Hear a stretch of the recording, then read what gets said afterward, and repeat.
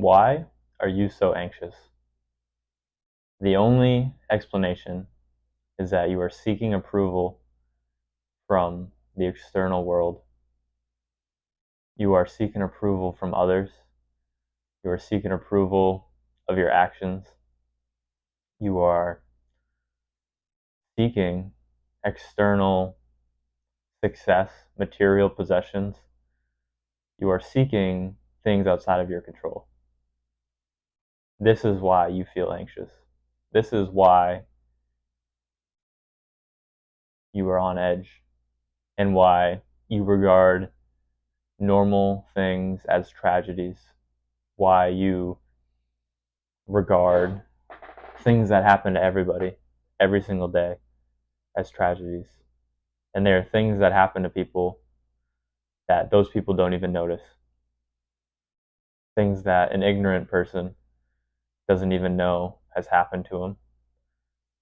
Or things a person who is trying to, show character doesn't give into because he wants to be known as a person with a good character. And is wisdom really weaker than vanity and ignorance? That comes to us from Marcus Aurelius. And to say that wisdom is weaker than ignorance and vanity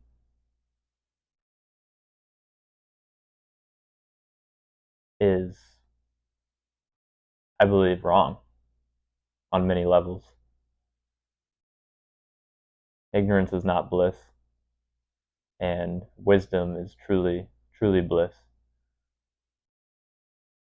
And to seek validation from this world for your actions is insanity.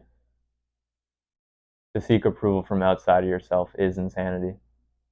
And in a crazy world, it is the sane who are crazy. And you can be the judge whether we live in a crazy or a sane world, and whether the judgment of the world matters, or if your own judgment matters to you more than the world. Marcus Aurelius also says we love ourselves more than other people. Well, it says, it never ceases to amaze me.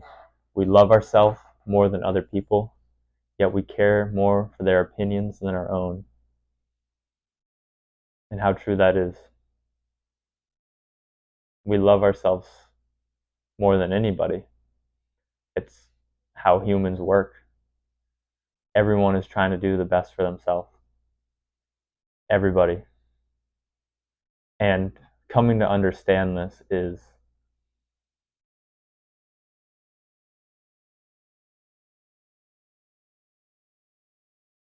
is wisdom, I think. I think the first place your mind might have went to, as my mind goes to when I think about that, is, what about the people who, volunteer, who have nonprofits, who give to charity? Are those people not looking out for someone else other than themselves? I believe they're not. I believe the action is just. I believe the action is a moral one. I believe the action is it stands up to the test of a good person, but it's a selfish action. And let me explain. It's a selfish action because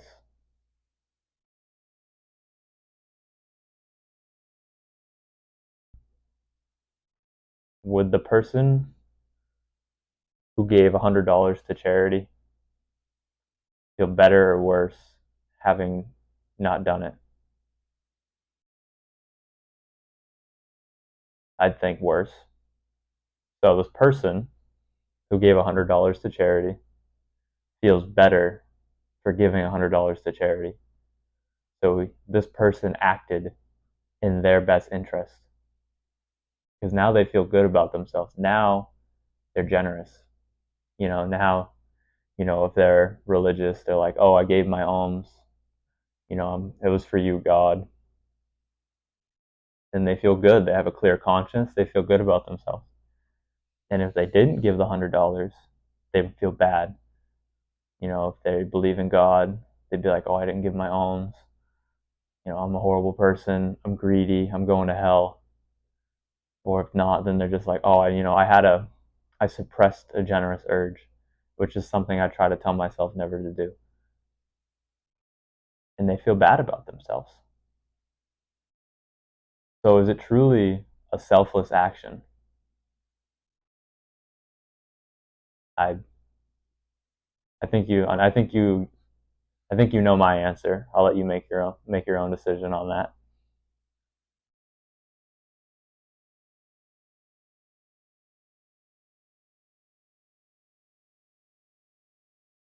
But everyone is just looking out for their own best interest at the end of the day.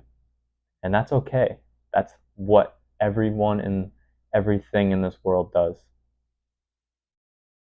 Every animal, every human, everything looks out for itself. And there's nothing wrong with that. I mean, if you don't have your back, then who will? And, there's two handles to hold this cup. You can hold it by the handle that says that, everyone's looking out for themselves, and that's not good, you know, and people are just going to lie, cheat, steal, do all these negative things. Or you can hold it by the handle that says, yeah, everyone's looking out for themselves. But if you have a moral code, if you have high moral standards, looking out for yourself means upholding virtue. It means having high character. It means being generous. There's nothing wrong with giving to charity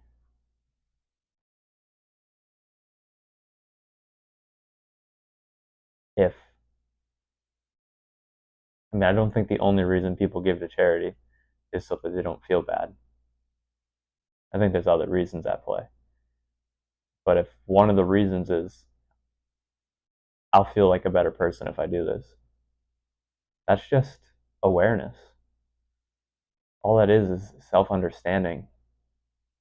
I think a lot of people try to lie to themselves and lie about the world and lie about so many things to justify their actions. They want to be moralist. They want to act like all their actions are pure and they come from a pure place and they give money for no reason other than selfless intentions. But like I said, if you feel worse for giving money to somebody, but you know it's the right thing to do, that's selfless. But if you feel better for giving someone money and you think it's the right thing to do, it's not. It's selfish. It's selfless and selfish. But it's almost arguably more selfless of the person who gives while not wanting to give, but gives to something or someone that they think needs it, even though they don't want to. And I think, percentages also matter. And I'm not going to sit here and, berate the rich and be like, oh, I'm not even going to use any names, but a billionaire gave, $1 million to a charity. And then you see all these middle class people be like, whoa, $1 million. Like $1 million to a billionaire is, what is that? 0.1% of their wealth. Yeah, 0.1% of their wealth. And you're like, you do the calculations in your own um, in your own righteousness, and you're like, point one of my wealth would be $52. I could give $52. It just looks cool because it's a million. It's a million, and he's a billionaire. But have you ever given $52 away? Have you ever walked up to someone and given them $52? Have you ever bought food for somebody? Have you ever given someone food? You humans hold other humans to such standards that they don't even meet themselves. And we seek the approval of people who don't even meet their own standards.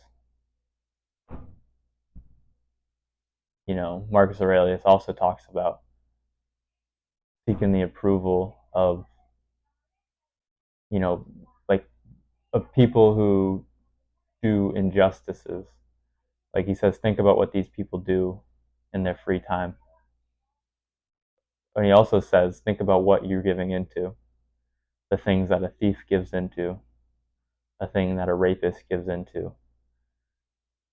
He says, you have to think about those things. And I know I got off the track of why we're anxious, but I don't know how I got off the track so hard, but it felt right. But we'll steer back on. And just anxious is just you seeking approval from the outside world and you seeking validation. I told a story the other day how Zeno, it was said that the king had no power over the philosopher and the things he valued because Zeno was not seeking approval, but the king was seeking approval. And if you find yourself in a situation where you are anxious, just detach yourself from the situation and see, why do I feel anxious? Do I feel anxious right now because I'm searching for validation from somebody that can't even uphold their own moral standards? Am I seeking validation from somebody who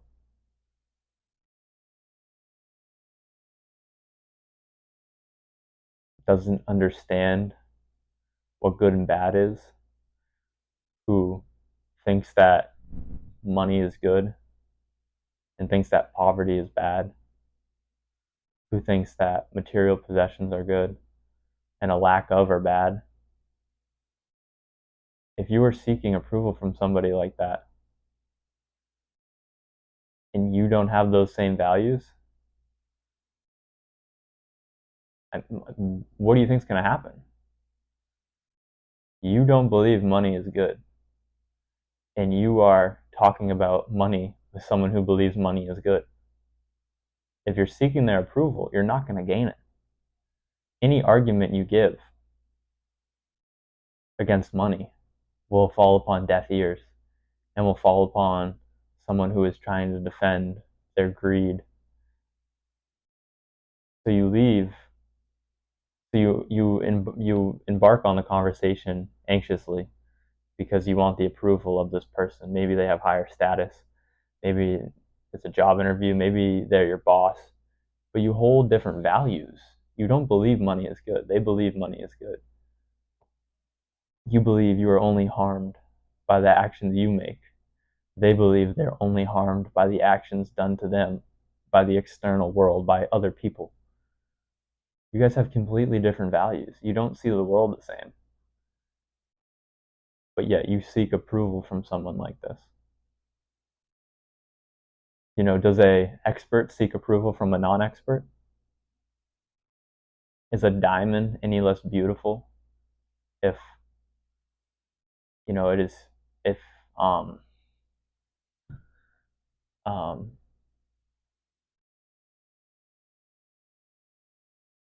if insults are heaped upon it? No. The diamond doesn't lose any beauty. The diamond doesn't lose any purity. It is still a diamond. It is not affected whether the world thinks it's beautiful or whether the world thinks it's ugly. Back in the day, um, lobster was fed to prisoners because it was a bottom feeder. So they thought, it must not be good. All it does is eat the bottom stuff off the sea. It just eats a bunch of crab. But now you buy lobster for like $40 a pound, and it used to be given to prisoners.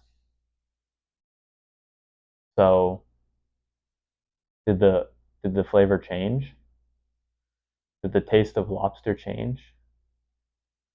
Was lobster any more tasty when it was regarded as being food for the lowly prisoners? No, it's always been the same. It's always tasted like it tastes like. It was just the external world changed its opinion about lobster. And imagine if you were the lobster and you seeked your approval from the outside world and you thought, wow, I'm just a bottom feeder. I'm fed to the lowliest humans. I am worthless. I am nothing. They just, kill me and feed me to these people to keep them alive. And then one day you're on the plate at 5-star restaurants and you're like, whoa, I must have, I must have changed. I must have did something right. I must have stopped. I must have stopped doing what they didn't like because now everyone loves me. But in reality, you didn't change. You're still the same old person. You're still the same lobster. You taste the same. Your values are the same. Your morals are the same. But the world changed. And if you let the world dictate how you feel about yourself, then you could be on a yo-yo of emotions. One day you could be what they feed to prisoners, and the next day you could be what is on the dish at 5-star restaurants. And you haven't changed. You're still the same person. Diamonds, they've never changed. Minerals, all these things, their beauty. Is the night sky any less beautiful if it isn't praised? Keeping praise or bombarding insults on something doesn't change it. It doesn't change what it is. What changes what it is, in a human sense, is our judgments. Oh, this group of people think I'm bad. I must be bad. When in reality, that group of people are bad. And they don't understand what good and evil is. They don't understand what killing their soul is. They don't understand what matters of utmost importance are. They've never looked into it. They've never studied the subject of good and evil. They've never dwelled on who they are, what makes a good person, what they want out of life, what kind of character they want to resemble. And you seek approval of these people. You are anxious talking to these people. Why? Why? Zeno didn't care what the king thought about him because he knew the king didn't have the same values as him. Because he knew the king cared for his approval, and Zeno did not care for the king's approval. Right then and there, they have different values. Zeno has no reason to be anxious. And if the king was wise, he would realize he has no reason to be anxious. Because, no soul is willingly deprived of the truth. So both believe they're right. So both shouldn't be anxious because all they're doing is believing they're right, believing their view on the world is correct. But one's view places externals up here. and the other views places externals down here. And I mean, obviously, Zeno places externals down here, and that places his own opinion and his own value of himself up here, higher than all. And Zeno, for those of you who don't know, was the founder of Stoicism.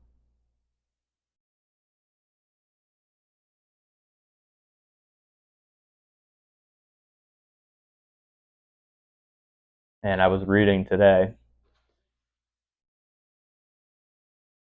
The Complete Works by Epictetus.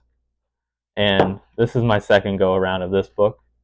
And I've read the other translation of this book called Discourses. It's basically the same book. It's just a translation, 2 times 2. So this is my fourth reading of this book in less than a year. And a lot of people, I think, would think that's insane. And I'm getting to that point too, because I'm reading it and sometimes I get the really boring patches where it's like, okay, I know exactly what it's about to say. But, as the Stoics say, you need to dwell on these things. I was caring about external validation and I was caring about what people thought. And I've read the passage now 3 times in a year. And the fourth time I read it, it hit me, I think, just as hard as every other time. But it really hits you when you realize you're not implementing it. You're not practicing it. You still care. I still care what a person who regards money as the ultimate good cares about me. Someone who regards money as trivial. Obviously, I'm going to be anxious. I still care what so and so thinks about me for things outside of my control. Obviously, I'm going to feel anxious. And is that not a matter of utmost importance? Is that not a matter on how to live properly? There's no virtue in caring about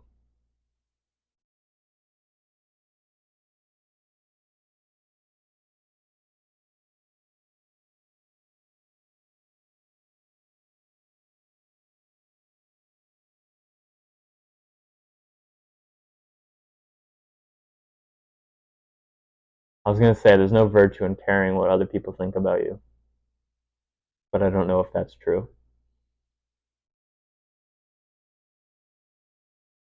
Sometimes you have to care what other people think about you when you're lost.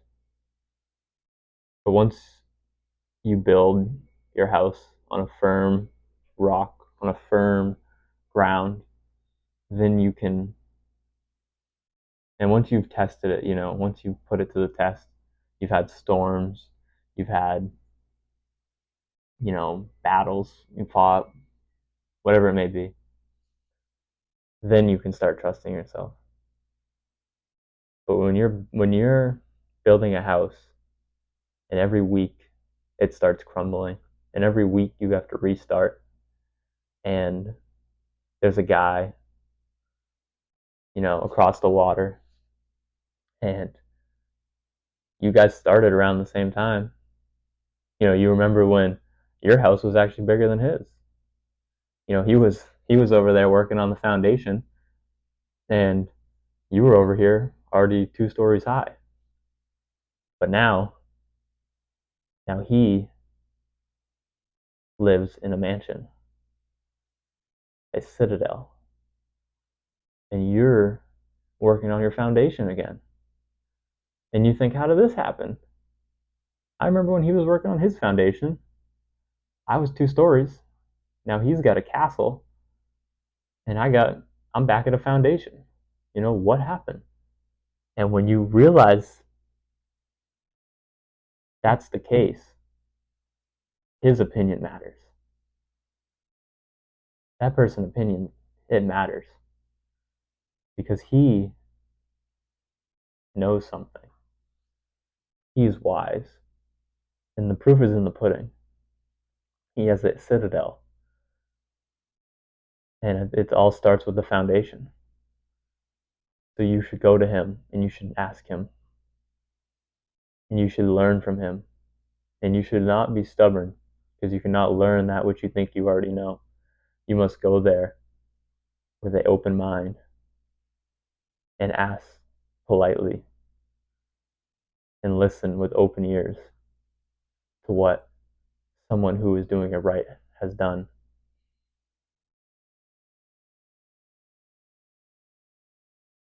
And we can't all live the same way, but you can emulate those who have done it right. You can emulate people like Epictetus, who, from his life and from his writings and from his teachings, not really his writings, it's his teachings, because these are all dialogues, discourses that his student wrote down. But you can tell he was a man who built his house on a strong foundation. You can tell Marcus Aurelius built his house on a strong foundation. You can tell the people in the world who are built on strong foundations. And you can tell the people who have restarted building over and over again, and they still don't understand that it starts with the foundation. So those are the people you need to care about their opinions. The people with inner citadels, the people with castles, the people with straw huts, you don't need to care about their opinions. You need to care for them because humans were made for other humans. You should try to help them, and you should not be rude, and you should not be mean, and you should not do anything to hurt those people. But their opinions should not be there should be their opinions should be something you take with a grain of salt because you don't hold the same values. You don't view life in the same way. You care about different things and different things matter to you. So obviously you guys will have different views and opinions on this world.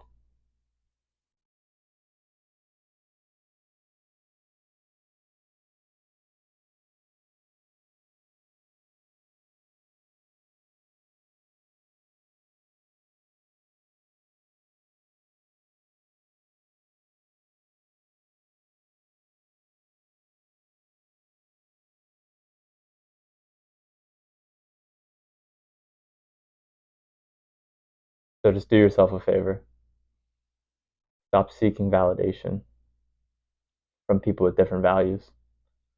Stop seeking approval from the world and seek approval from yourself and watch your anxiety fall away.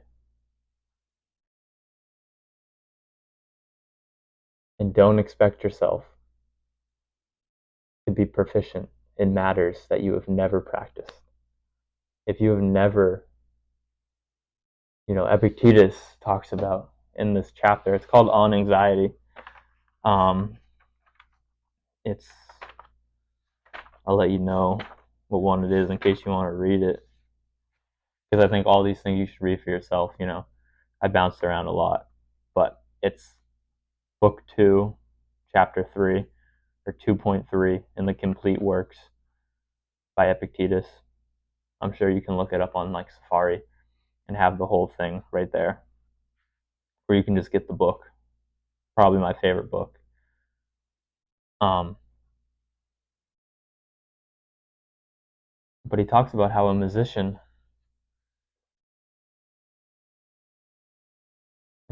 has studied the craft of music. He knows his chords, he knows his stuff. In solitude, he can play perfect. In solitude, he is a Mozart. But when it comes to the big stage, another factor has been implemented that he doesn't know how to deal with because he's never studied it. And that's the crowd. He wants to play good, but he also wants to seek the approval of the crowd. And those two things are not synonymous. Like we were saying, like I was saying,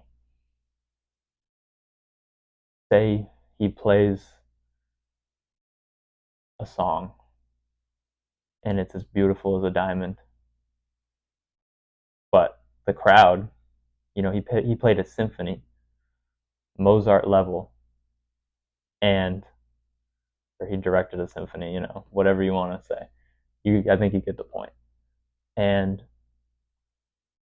the crowd hated it. The crowd booed him, and he thought, I just played the best, or I just conducted the best symphony of my life. What happened? Am I wrong? Like, do I not know what music is? But then he comes to find out his dates got mixed up, and the people who showed up were there for like a rap concert, and then this guy came out and performed a symphony. These people didn't have the same values as him. These people wanted a rapper, and they got a conductor. The conductor did not perform any better or any worse because of their approval. In front of the right crowd, praise would have been heaped upon him. In front of the wrong crowd, boos and shame is heaped upon him. That's why you need to look upon triumph and disaster, these two imposters, as the same. That comes to us from the poem If. I forget who it's by, but to view triumph and disaster, these two imposters the same. To not be lifted up by praise, and to not be brought down by shame, by blame, by insults. It's no way to live, because you never know who your judge is.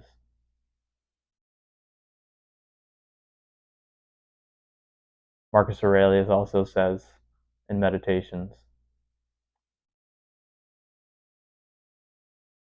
today I defeated anxiety. But then he catches himself. He says, no, I didn't defeat anxiety. I discarded anxiety because it is within me. Anxiety is within you. It is up to you to discard it. It's up to you to defeat it. Not defeat it. I guess defeat it internally. But it's in your control. It's not an external monster you're battling. It's not putting yourself around the right people where you don't feel anxious. It's putting your mind in the right headspace where you don't feel anxious.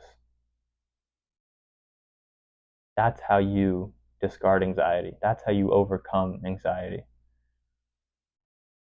By not seeking the approval of this external world, by not caring what other people think about you, unless they are where you want to be and they hold the same values as you. Don't, if someone, say you're on your path, and you want to get here, and you're right here, and then maybe someone who's older than you, has higher status than you, they give you advice. But they're right here. They're older, they have higher external worldly status, but you're here and they're here, and they give you advice how to get here. If you take their advice, you will drop down to where they are. But if you get advice from someone who's made it, and you listen to them, and it was good-willed advice, then you're on your way to getting where you want to go. If someone is not where you want to be, do not listen to them. Because they are just telling you, they are projecting their limitations onto you. If you want to quit your job and someone tells you no, because dreams don't come true, whatever it is, and this is a safe place, all they're doing is projecting their view onto you. They're projecting the fact that they don't think they can quit. They don't think they can pursue their dreams. They don't think they can succeed. They're afraid of risk. And they project that onto you because they think you hold the same values. Like I said, I don't think any soul is willingly deprived of the truth. So I believe this comes from a good place. But you need to be weary of this, and you need to look. Is this person where I want to be? If this person gives you relationship advice and they've gone through 3 divorces, is that really advice you want to take? That's up for you to decide. Maybe. Maybe if they went through 3 divorces, learned a great deal, and they've been married for 20 years now. But if they've been through 3 divorces and just finalizing the 3rd, and they give you advice, you might want to be wary about accepting that advice. But understand it comes from a good place. And it comes from a place that they think is your limitations, but in reality, it's their limitations. It's their values. It's what they believe is right. And I mean, there's just so much different diversity in this world. There's the East and there's the West. And I think it's proven scientifically. I don't know how they prove happiness scientifically, but I mean, I believe it, that monks are more happy than the average Westerner with far less material possessions, who do far less with their lives in terms of external things. They meditate like all day. They live with rations.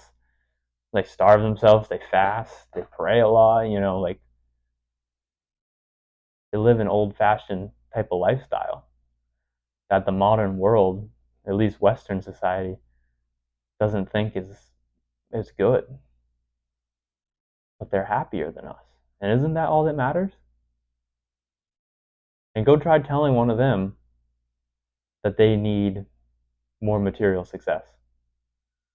They would just tell you that you need less material success, that you're miserable and I'm happy. Why would I listen to you? It's like the parable of the Mexican fisherman. And the the businessman tells the Mexican fisherman that he needs to start scaling, because he's going out fishing every morning, and then he spends the rest of his day hanging out with his family, having a few drinks with his friends, and enjoying time at home. And he says, no, no, no. For 10 years, hammer away. Scale your business. Then sell your business. And then 20 years from now, you can do whatever you want. And then the Mexican fisherman's like, well, why would I want to do that? And he's like, well, then you can fish a little bit in the morning, enjoy your family, enjoy your friends, and stay at home. And he's like, so do what I already do.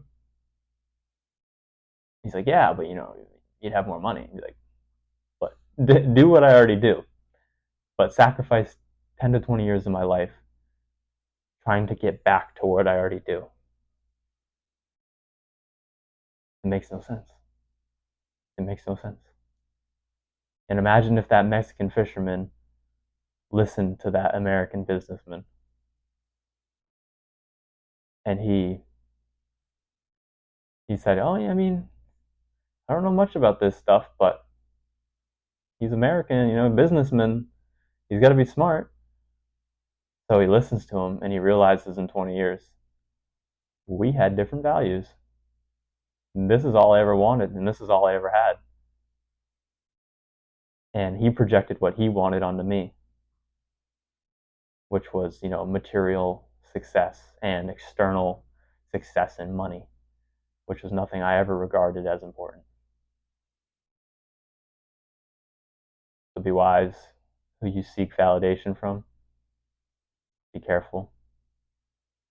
If you feel anxiety, ask yourself why. Who is it that you are seeking approval from?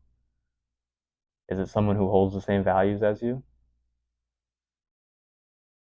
And if it is, then why feel anxious? Because you want to prove to them that you're worthy? You're either worthy or you're not. So just be yourself. And if you be yourself and they determine you unworthy, but you have the same values, then you know what you have to aim for. You have to be more like that person. And if they approve of you and you have the same values, then that's just a sign you're on the right path. There's no need for anxiety.